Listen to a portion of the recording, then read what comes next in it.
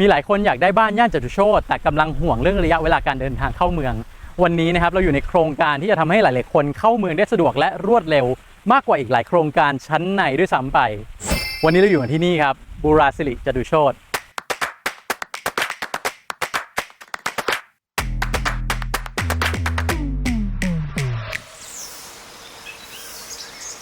บูราสิริจตุโชติเนี่ยเป็นโครงการที่พัฒนาโดยแสนสิรินะครับโดยอยู่ในจตุโชติคอมมูนิตี้ซึ่งเป็นแสนสิริคอมมูนิตี้แห่งแรกของกรุงเทพตอนเหนือฝั่งจตุโชติตรงนี้มีอยู่3โครงการมีบูราสิริคือที่นี่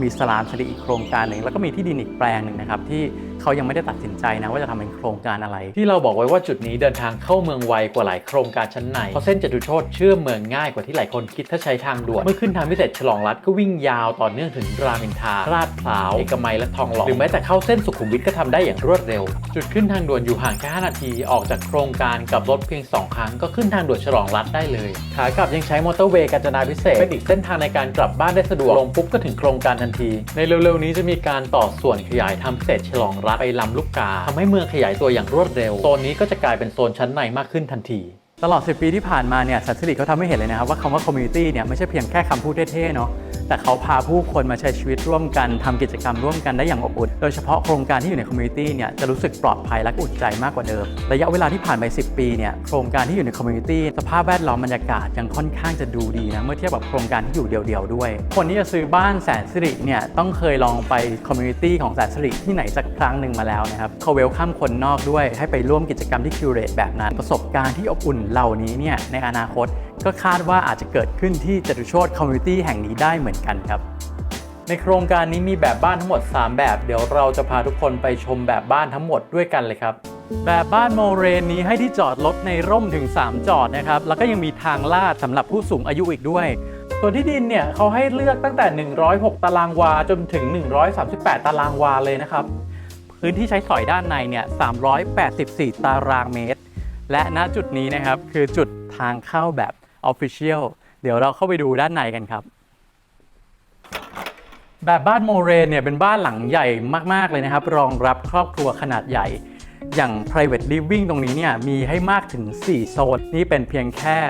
living area 1โซนเท่านั้นเองนะครับและด้านบนเรื่องของห้องนอนเนี่ยก็มีถึง4ห้องด้านล่างมีห้องนอนอีก1ห้องเป็นทั้งหมด5ห้องนอนนะครับถ้าเราตามมาดูพื้นที่ต่างๆ space ตรงนี้นี่เขาแอบกั้นบานเฟียมไว้ให้นะครับสามารถจะกั้นเพื่อจะแบ่งโซนทำอะไรต่อมีอะไรได้อีกด้วยนะครับส่วนที่แบบบ้านของบูราสิริแม้ว่าจะเป็นลักชัวรี่แต่ว่าหลายๆคนชอบก็คือการมีช่องแสงเปิดที่เชื่อมต่อกับธรรมชาติจำนวนมากนะครับตรงนี้เป็นอีกหนึ่ง private living area ที่เป็น living area อีกโซนหนึ่งที่หลายๆคนชื่นชอบจะทำเป็นห้องใช้ชีวิตห้องนั่งเล่นเราจะเห็นว่ามีช่องเปิดทั้ง2ทิศทางทำให้สเปซตรงนี้เนี่ยดูโปร่งโล่งสบายมากๆตรงนี้เป็น private living area ที่2ซึ่งชั้นบนมีอีก2จุดแต่เดี๋ยวเราจะพาไปดูห้องนอนชั้นล่างเนี่ยจะเป็นห้องนอนแบบของผู้สูงอายุครับก็จะอยู่ชั้นล่างนะครับเพื่อให้ง่ายต่อการเข้าออกเนาะบางทีมีรถเข็นก็สามารถผ่านประตูบานที่ใหญ่ขึ้นมาได้ด้วยนะครับแล้วถ้าเกิดว่าเป็นผู้ใหญ่เนี่ยบางทีเขาชอบอยู่กับต้นไม้เนาะตรงนี้มีประตู Garden Access สามารถจะออกไปที่สวนหลังบ้านได้เลยไม่เพียงเท่านั้นนะครับก็ยังมีห้องน้ำส่วนตัวที่เป็นประตูบานเลื่อนอยู่ตรงนี้ด้วย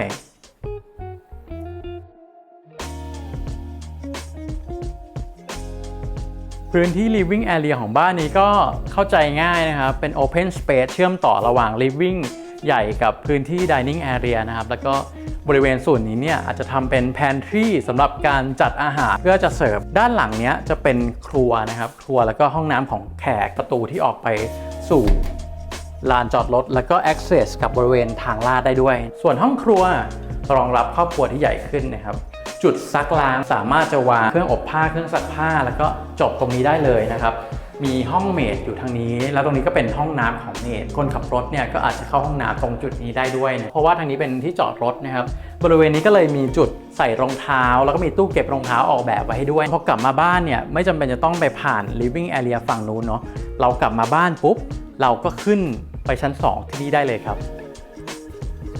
ช่องเปิดตรงนี้แทนที่จะโชว์แชนเดเลียร์นะครับ ก็มีการปิดสักนิดนึงเพื่อได้ความ private นะในขณะที่ช่องแสงยังมากพอที่จะดึงแสงสว่างมาให้พื้นที่บริเวณบันไดสามารถมองเห็นและปลอดภัยได้ตลอดทั้งวันรวมถึงบริเวณชานพักที่มีสเปซที่กว้างมันก็ลดต่อการเกิดอุบัติเหตุได้นะครับรายละเอียดต่างๆเหล่านี้นะครับจะซ่อนอยู่ในแบรนด์นี้ทั่วทั้งบ้านเลยครับส่วนชั้น2เนี่ยมีห้องนอนเยอะมากนะครับตรงนี้ก็1ห้องแล้วนะครับ2ห้องแล้วนะครับตรงนี้มีอีก1ห้องนะครับส่วน private living เนี่ยบริเวณนี้จะเป็น1 section ที่สามารถทำเป็นห้องนั่งเล่นอาจจะเป็นห้องอ่านหนังสือมุมเล่นเกมของเด็กๆหรือว่าบางคนก็ใช้พื้นที่บริเวณนี้ทำเป็นโซนห้องพระมาดูตรงนี้ต่อตรงนี้นะครับจะเป็น living area นะครับที่เป็น private living ที่ค่อนข้างจะได้พื้นที่ใหญ่นิดนึงซึ่งตรงนี้เนี่ยถ้าเกิดว่าบางคนน่ะใครอยากจะได้พื้นที่ master bedroom สไตล์ penthouse เราจะเห็นว่าด้านหลังเราเนี่ยเป็นห้อง master bedroom เนาะบางคนเขาก็รวมพื้นที่แอเรียนี้ทั้งหมดเป็น master ไปเลยนะครับแล้วก็กั้นผนังบริเวณส่วนนี้นะครับตรงนี้ก็สามารถทำได้นะตรงนี้ก็จะเป็นพื้นที่ master bedroom ที่ใหญ่ขึ้นมาอีกนะครับแต่ว่าเราไปดูแปลนปกติกันก่อนด้านในด้านนี้จะเป็น master bedroom ที่จริงก็มีขนาดใหญ่มากอยู่แล้วสังเกตว่า master bedroom ห้องนี้เนี่ยสเปซใหญ่มากจริงๆนะครับนอกจากจะมีพื้นที่ข้างเตียงที่คือลงเตียงเล็กได้อีกเตียงหนึ่งเลยนะครับแล้วตรงนู้นก็จะมีพื้นที่นั่งเล่นได้อีกด้วยเชื่อมต่อกันนะครับเป็น walk-in closet จะพาไปชมว่าในห้องน้ำเนี่ยมีอะไรบ้างนะครับบ้านหลังใหญ่นะครับได้อ่างอาบน้ำแบบนี้ด้วยแยกโซนเปียกแห้งอย่างเป็นระบบนะครับส่วนอ่างล้างมือเนี่ยก็ได้อ่างแบบ His and Her 2 อ่างแบบนั้นนะครับแบรนด์บ้านบุราสิริเนี่ยห้องนอนแต่ละห้องมีขนาดใหญ่เท่าๆกันหมดเลยนะครับเขาเตรียมพื้นที่ไว้ค่อนข้างใหญ่มากไม่ว่าจะเป็นจุดของเตียงหรือว่าจะเป็น walk-in closet แล้วก็ห้องน้ำด้านในนะครับห้องนอนทุกๆห้องเขาจะให้ช่องเปิดเต็มทุกห้องเลยเนาะแสงสว่างก็เข้ามาได้ตลอดนอกจากเรื่องของขนาดทุกห้องนอนได้ห้องน้ำส่วนตัวในห้องทั้งหมดและนี่ก็เป็นอีกห้องนอนหนึ่งนะครับช่องเปิดเนี่ยมีเต็มทุกห้องครับ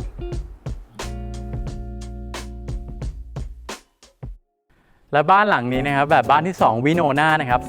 279 ตารางเมตรนะไม่ใช่เพียงแค่การย่อบ้านใหญ่ลงมานะครับแต่เลเยอร์และดีไซน์ทำใหม่ทั้งหมดนะครับเดี๋ยวจะมีบางจุดนะครับที่อาจจะเป็นจุดตัดสินใจว่าแบบบ้านนี้เหมาะกับครอบครัวของคุณหรือเปล่าเดี๋ยวพาไปชมกันครับจุดแรกเลยก็คือบริเวณตรงนี้นะครับเทเรสหน้าบ้านที่มีขนาดใหญ่สามารถจะนั่งเล่นได้หลายๆคนเนี่ยอาจจะซื้อบ้านหลังนี้ไปแล้วก็กั้นกระจกนะครับเป็นการเพิ่มพื้นที่ใช้ชีวิตเซมิเอาท์ดอร์ได้อีกจุดหนึ่งด้วยนะครับแบบบ้านนี้เราจะเห็นว่าเลเยอร์แตกต่างกับบ้านหลังแรกอย่างชัดเจนแต่พื้นที่กินข้าวนั่งคุยกับคนในบ้านหรือฝั่งห้องนั่งเล่นก็ยังได้บรรยากาศผ่อนคลายสไตล์รีสอร์ทช่องเปิดช่องแสงต่างๆจะมีค่อนข้างเยอะเลยให้เราใช้ชีวิตเชื่อมต่อร่วมกับธรรมชาตินะครับบริเวณตรงนี้เนี่ยเป็นแพนทรีที่สามารถจะรับส่งของจากในครัวได้นะครับเพราะว่าตรงนี้จะเชื่อมต่อกับห้องครัวซึ่งบ้านหลังนี้ก็จะมีห้องเมดด้วยอยู่ด้านในของห้องครัวนะครับด้านในสุดของบ้านตรงนี้จะเป็นส่วนด้านหน้านะครับห้องนอนของผู้สูงอายุหรือจะทำเป็นห้องมัลติเพอร์โพสรูมก็ได้เหมือนกันโถงดับเบิลรูมตรงนี้นะครับที่ให้ความรู้สึกโปร่งโล่งสบายตั้งแต่ก้าวแรกแบบนี้ในบ้านหลังใหญ่ไม่มีนะครับที่ชั้น2นะครับคุณผู้ชมมีห้องนอนทั้งหมด3ห้องนะครับแต่ยังมีอีก1ห้องพิเศษนะครับก็คือห้องนี้นะครับห้องพิเศษตรงนี้เนี่ยเป็นห้องมัลติเพอร์โพสขนาดใหญ่ที่ขนาดจริงๆก็สามารถจะทำเป็นห้องนอนได้เหมือนกันถ้าหากต้องการนะช่องแสงรอบทิศทางเลยแต่ว่าเขาไม่มีห้องน้ำเท่านั้นเองนะครับเขาก็ทำไว้ให้เป็นห้องอเนกประสงค์ไม่ว่าจะทำเป็นห้องนอนหรือว่าจะทำเป็นห้องใช้ชีวิตห้องทำงานอะไรแบบนี้ตรงนี้ก็เป็นอีก1พื้นที่นะครับเดี๋ยวเราพาไปดูห้องนอนมาสเตอร์ก่อนนะครับเดี๋ยวค่อยมาดูห้องนอนที่2ที่3นะครับห้องนอนมาสเตอร์เนี่ยอยู่ตรงนี้นะครับสำหรับเลเยอร์บ้านหลังนี้มาสเตอร์เบดรูมอยู่ฝั่งหลังบ้านนะห้องนอนมาสเตอร์เบดรูมนะครับห้องนี้มีพื้นที่ของ walk-in closet ที่ค่อนข้างจะใหญ่นิดนึงเราจะเห็นว่าสเปซมีเยอะแล้วก็เขากั้นกำแพงฝั่งนี้มาให้ด้วยนะครับบริเวณตรงนี้ก็จะเป็นส่วนของห้องน้ำก็อยู่ห่างไกลจากเตียงนอนความชื้นอะไรมันก็จะไปไม่ถึงซึ่งเป็นข้อดีแล้วก็ดีกับสุขภาพด้วยนะครับบริเวณตรงนี้นะครับเป็นส่วนที่อยากให้ดูข้างเตียงจะมีสเปซที่ค่อนข้างใหญ่ใช้ชีวิตแบบเต็มที่เลยนี่ก็เป็นฟีเจอร์ลักชัวรี่บางทีก็มาในรูปแบบของสเปซที่ใหญ่กว่านะครับช่องแสงช่องเปิดต่างๆมีให้เต็มที่นะครับข้อดีของห้องนอนในบ้านหลังนี้นะครับคืออาจจะมีจำนวนห้องนอนที่น้อยกว่าบ้านหลังใหญ่นิดนึงนะครับแต่ว่าไซส์ของห้องนอนเล็กทุกห้อง มีขนาดใหญ่หมดเลยพอๆกับห้องนอนมาสเตอร์เมื่อกี้เลยนะครับห้องนอนนี้เป็นห้องนอนเดียวที่อยู่ด้านหน้าบ้านนะครับพอมาอยู่ตรงนี้ปุ๊บเราจะได้ช่องแสงช่องเปิดแล้วก็มุมนั่งเล่นตรงนี้นะมองเห็นด้านหน้าบ้านด้วยไม่เพียงเท่านั้นนะครับสเปซเราเห็นแล้วว่ามันมีขนาดใหญ่นะครับก็ยังได้ walk-in closet บริเวณนี้นะครับแล้วก็ห้องน้ำส่วนตัวอยู่แล้วในทุกๆห้องนอนนะครับแบบบ้านนี้นะครับ Ashford 246 ตารางเมตรนะครับเป็นแบบบ้านไซส์เริ่มต้นนะแต่กลับเป็นแบบบ้านที่ทำให้เราประทับใจมากเลยนะภายในเนี่ยเลเยอร์ไม่เหมือนกันเลยนะครับกับแบบบ้านอื่นๆเดี๋ยวเราไปชมกันว่าข้างในเนี่ยมีจุดตรงไหนที่เราชอบบ้างครับตามไปชมกันต่อครับหลายคนนะครับชอบบ้านหลังนี้ตั้งแต่ Welcome Foyer ตรงนี้เลยนะเพราะมันเป็นพื้นที่ Double Volume นะครับสง่านะแล้วก็ช่องแสงเข้ามาแบบเต็มๆจากช่องเปิดที่สูงจนเกือบถึงเพดานเวลาจะออกจากบ้านเข้าบ้านตรงนี้จะเป็นตู้รองเท้าแล้วก็นั่งเตรียมตัวตรงนี้ก่อนจะออกข้างนอกได้การใช้ชีวิตก็ง่ายนะครับเพราะว่าพื้นที่เนี่ยมันเข้าใจง่ายเนาะเป็นพื้นที่ Open Space แบบ Living Area เชื่อมต่อกันกับ Dining Area ตรงนี้ช่องเปิดเต็มเลยถ้าเรามองมาทางนี้เนี่ยจะเห็นต้นไม้แบบไบโอฟิลิกเลยห้องครัวของเขาอยู่ตรงนี้แต่ว่าบ้านหลังนี้ยังมีห้องผู้สูงอายุอยู่ด้านล่างด้วยเช่นกันนะครับอาจจะขาดไปอย่างหนึ่งก็คือบริเวณห้องนี้เนี่ยอาจจะไม่มีห้องน้ำในตัวแต่ว่าห้องน้ำอยู่ข้างๆกันก็เป็นห้องน้ำที่เชื่อมต่อกันกับห้องเมื่อกี้ตรงกันข้ามเลยเป็นครัวต่อเลยนะครับทำครัวเตรียมอะไรเราก็สามารถมองเห็นด้านหน้าได้ด้วยเป็นเลเยอร์ที่คลาสสิกนะบริเวณนี้ออกไปก็เป็นสวนเดี๋ยวเราขึ้นไปดูชั้น2กันต่อดีกว่าครับมิติบริเวณนี้นะครับคือบริเวณที่แบบน่าหลงใหลมากเลยเห็นครั้งแรกก็รู้สึกว้าวมากเลยในราคาบ้านประมาณนี้มันไม่มีฟีลลิ่งแบบนี้ให้สักเท่าไหร่เลยนะครับช่องเปิดที่สูงเต็มเพดานสร้างช่องว่างวอยตรงกลางที่แยกห้องนอนออกเป็น2ฝั่งแล้วก็ยังมีหน้าต่างตรงนี้เติมขึ้นมานะความรู้สึกมันก็เป็นมิติที่หาได้ยากนะครับแล้วออกมาได้อย่างสวยงามเดี๋ยวห้องนอนมาสเตอร์มีอีกจุดหนึ่งที่น่าประทับใจไปชมกันดีกว่าครับ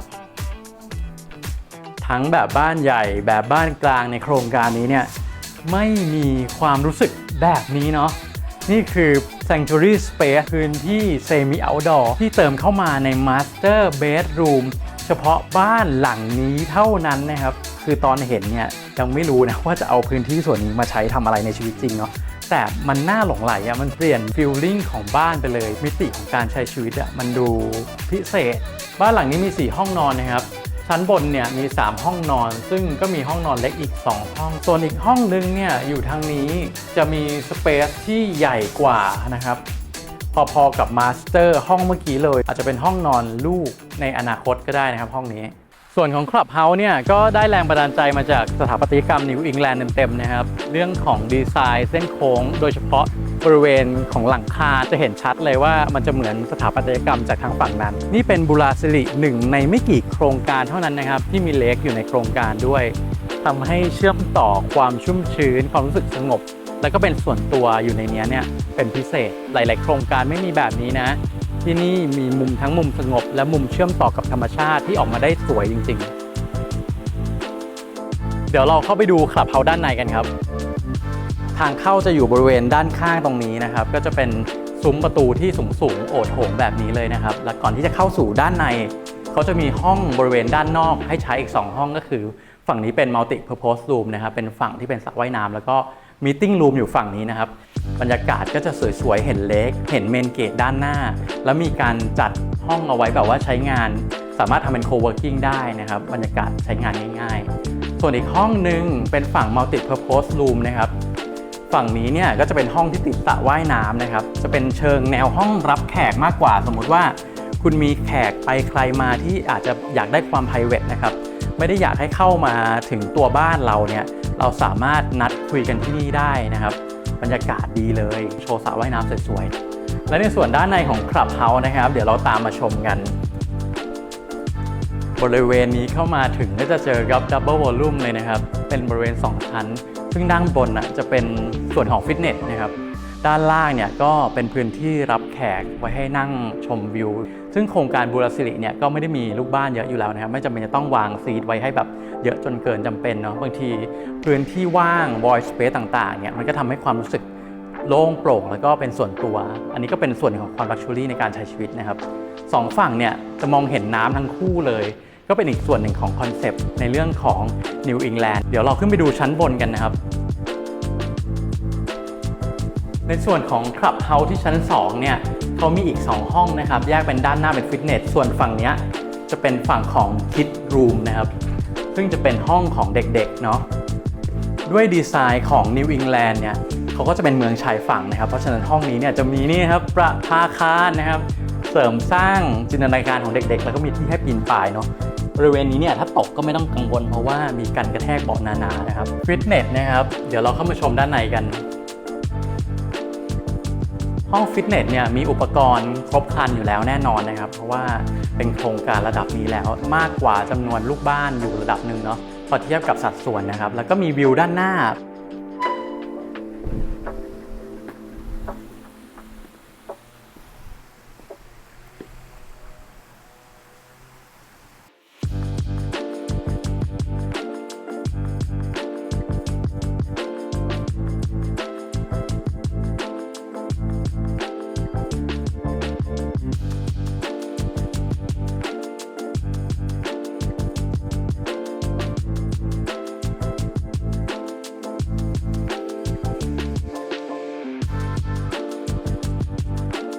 ด้วยฟีเจอร์ข้อดีต่างๆที่มีหลายอย่างนะครับไม่ว่าจะเป็นการเดินทางประจำวันเนาะดีไซน์บ้านที่สวยงามฟีเจอร์บ้านต่างๆนะก็ทำให้บุราสิริจตุโชติที่นี่เนี่ยเป็นบ้านที่เราไม่ได้เพียงแค่ให้บ้านใหม่นะครับแต่อาจจะทำให้ชีวิตเนี่ยได้ข้อดีในหลายๆมิตินะครับใครสนใจมาอยู่ที่จตุโชติคอมมูนิตี้ตรงนี้เนี่ยตอนนี้เซลล์แกลเลอรี่เปิดรับให้เข้าชมบ้านตัวอย่างแล้วนะครับสามารถติดต่อมาเข้าชมได้เดี๋ยวเราลงลิงก์ลงทะเบียนไว้ให้ด้านล่างนี้นะครับส่วนวันนี้ไอเบิลก็ต้องขอลาไปก่อนนะครับสวัสดีครับ